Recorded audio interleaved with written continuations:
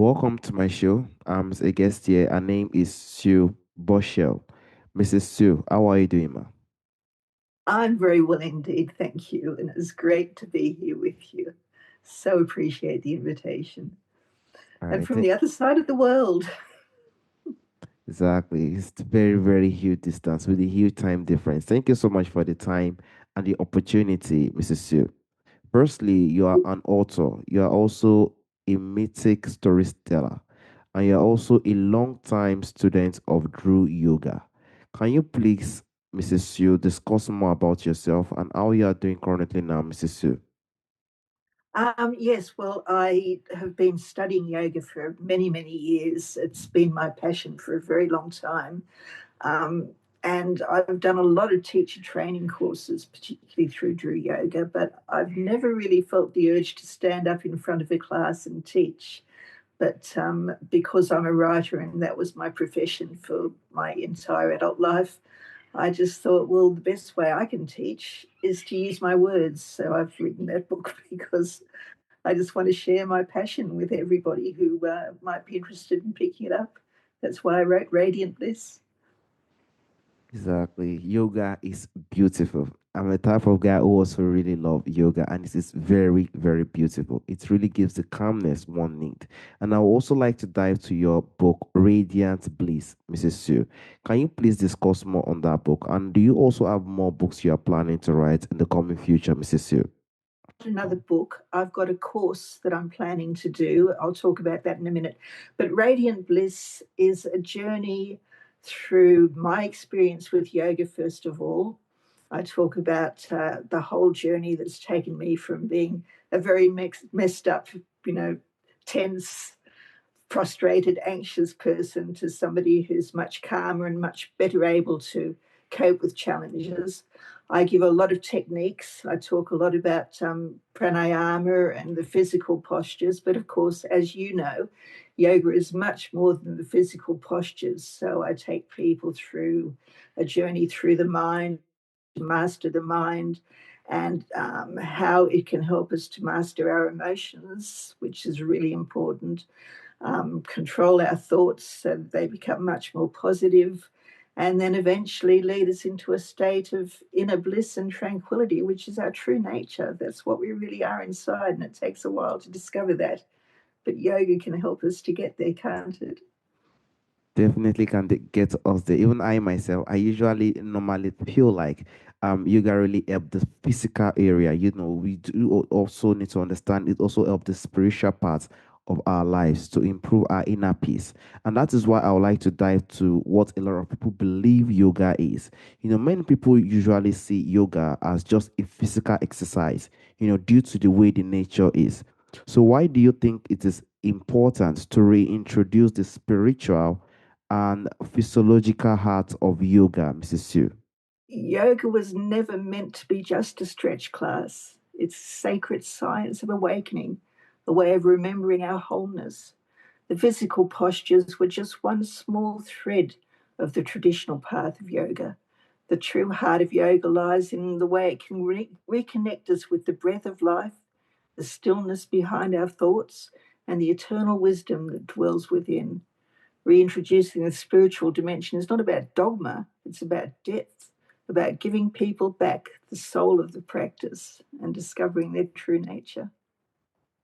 And I hope that my book, Radiant Bliss, helps to give people a taste of that, how to find the deeper inner self. There's a Yeah. beautiful quote. There's a beautiful quote from a video I used to practice 2 years ago that this yoga teacher said, yoga is a prayer of the body. And I just think that is such a beautiful way to explain what yoga is all about.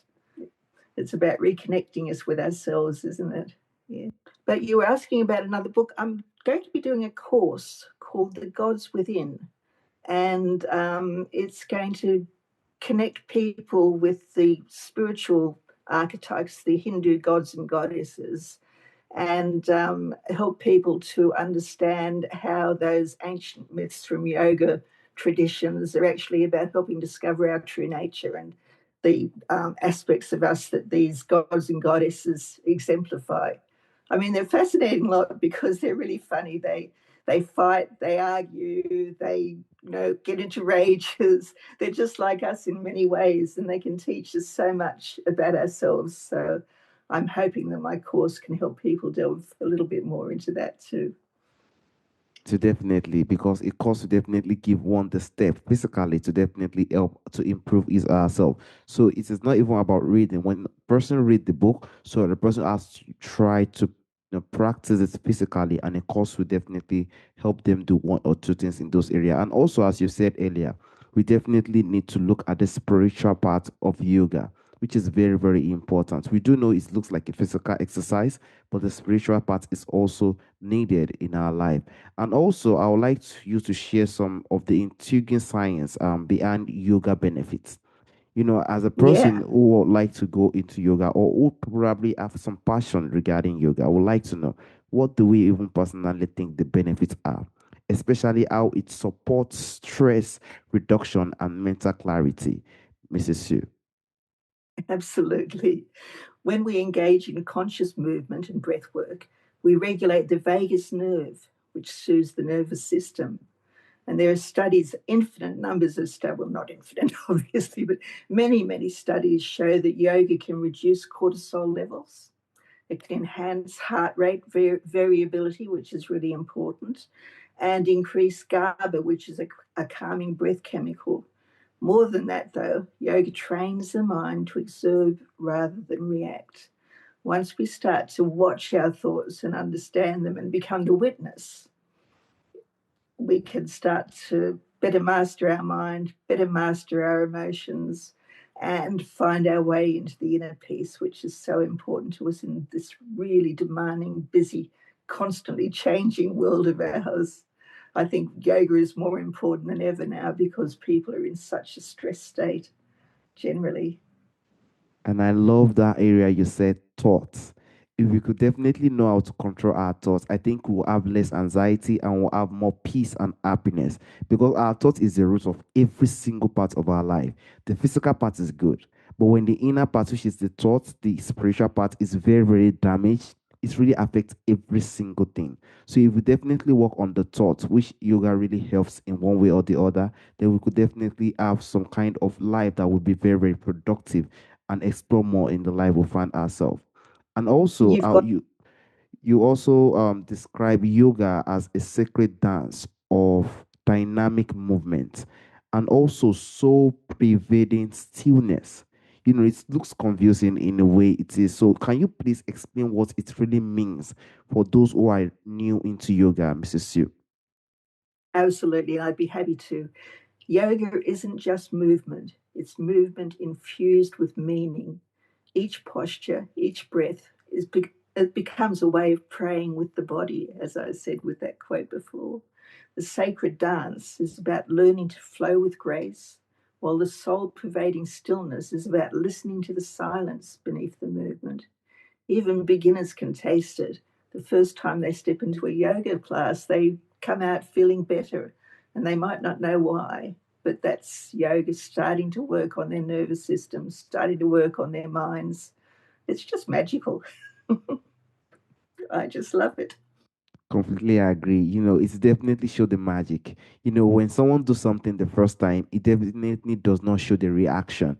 But when someone do it a week, a month, then every single thing starts to change. The magic starts to happens. Those things start to happen. Someone will have to imagine, is this really me?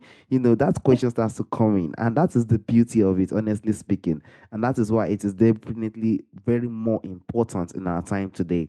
Because our time today is really pressured, and we need something that will definitely give us that peace and that inner stillness that will definitely help us overcome every ups and downs that we find in our way.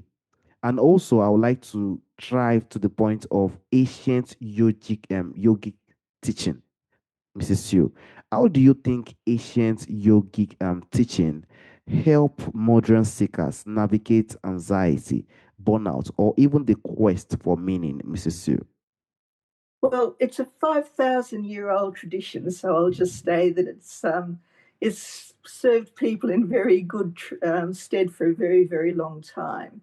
But yes, it's about just awakening to our true nature, and that takes a while. But once you do, um, you start to realize that we're not the body, we're not our minds, we're not even our thoughts, we're not our feelings. What we are is that deep, pervading stillness. It's a cliche, I know, but people talk about the fact that we're not a human body having a spiritual experience.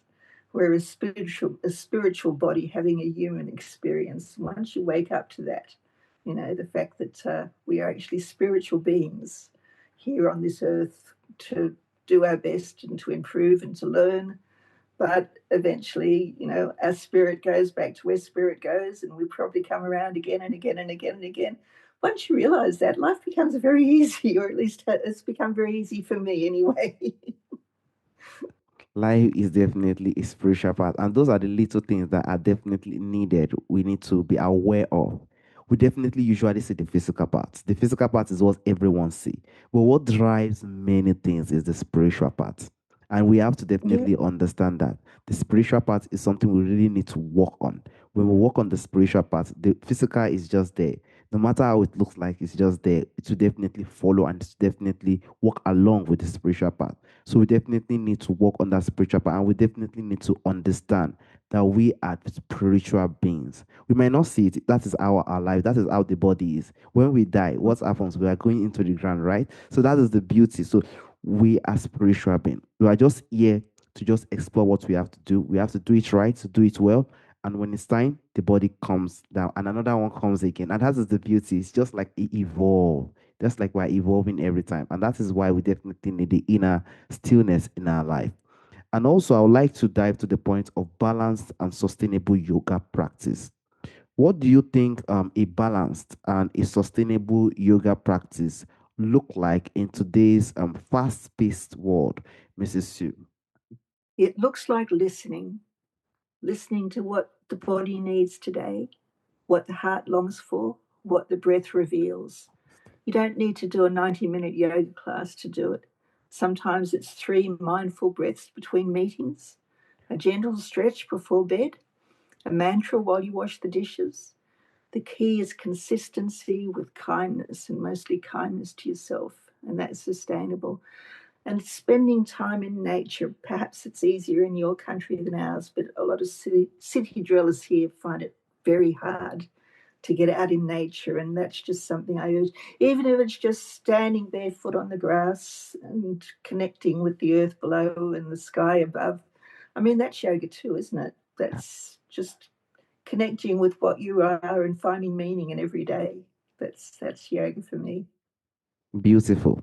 No matter how small it is definitely yoga. We are definitely working on ourselves. Whether it's, as you said, 3 breaths before a meeting or 3 breaths, it is something that really helps us to relieve. Breathing, even 3 breaths, like breathing in, breathing out, like 3 to 4 times, it relieves a lot within us. Like we do not imagine it, but it gives us a lot of relieving. And that is a part of yoga too that definitely help. So no matter how little it is that we could do, to definitely help ourselves in those perspectives, it to definitely helps us in a very, very huge way.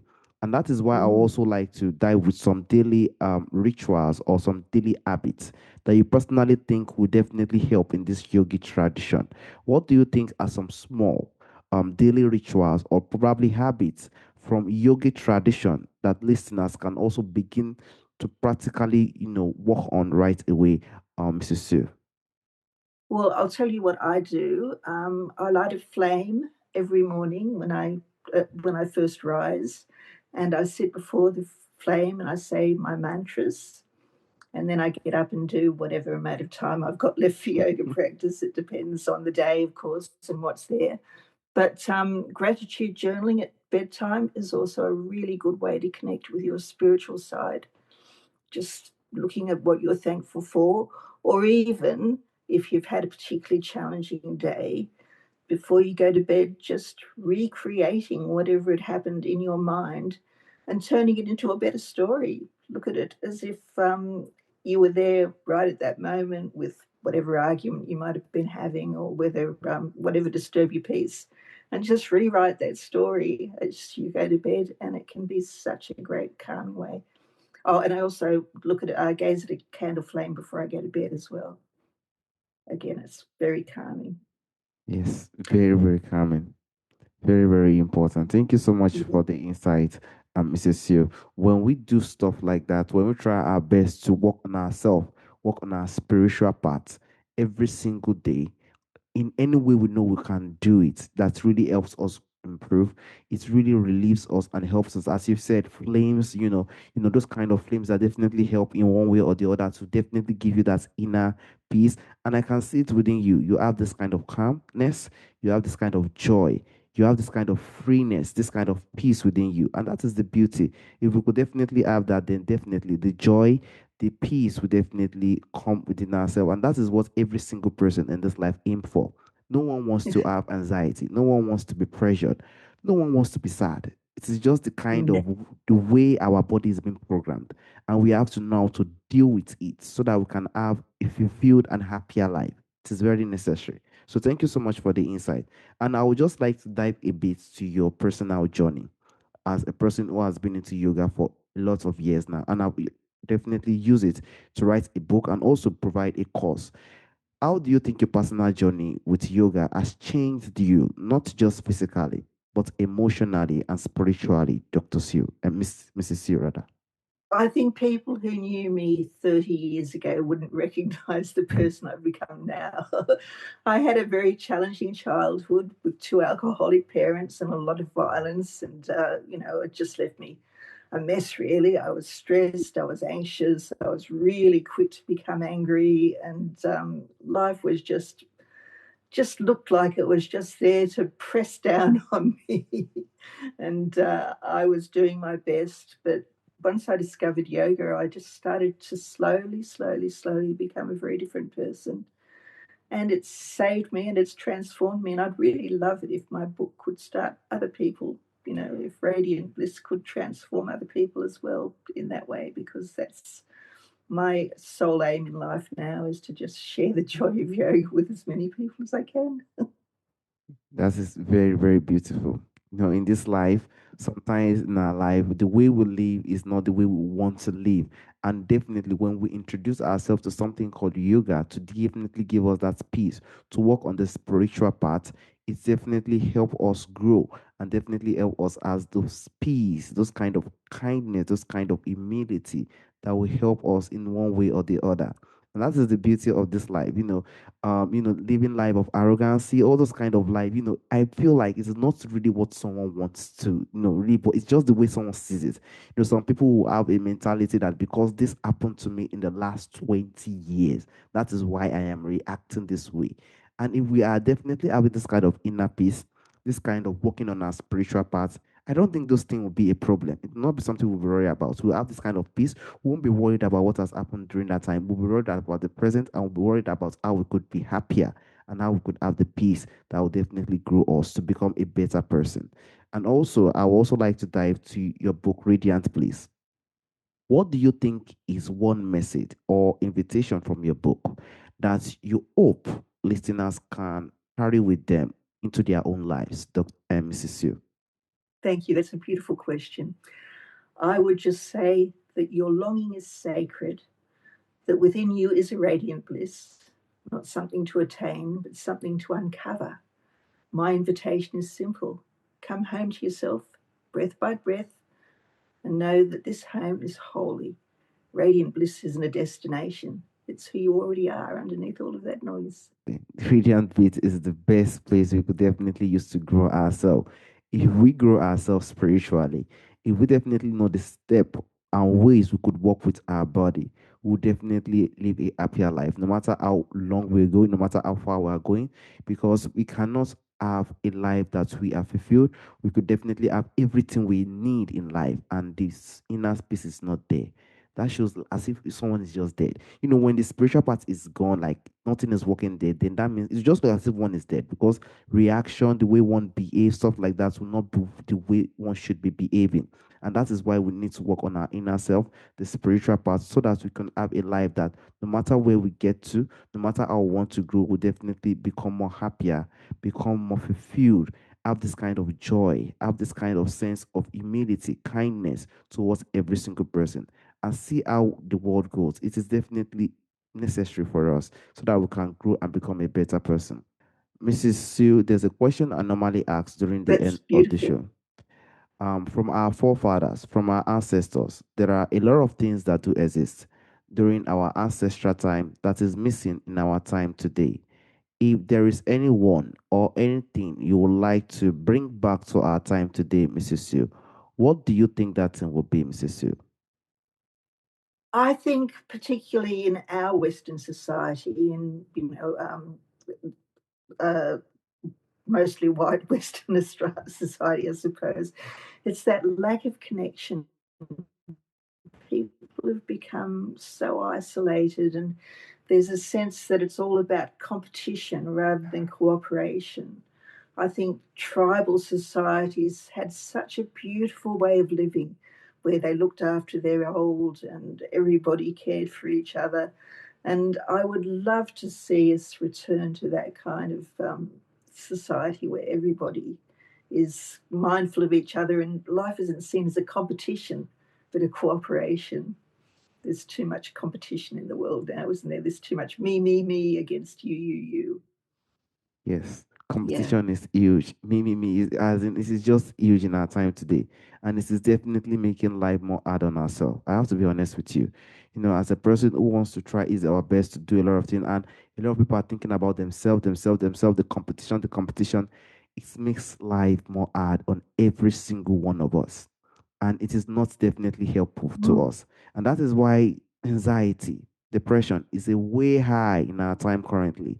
During the traditional time, there is something that is called kindness, showing love to one another, showing Yes. care to one another, coming together to do something. And that is how they definitely survived and grew that time. But now it's competition, selfishness, and everything is just jam packed together. We definitely hope we definitely have the sense of Mm-hmm. love, the sense of kindness, because that is what is going to help every single one of us. If we definitely live a life of humility, kindness, showing love and care within one another, seeing each other if there's time of issues, maybe something that is really depressing, anxiety, we should show that we care. Ordinarily, I care about you mean a lot to some people today.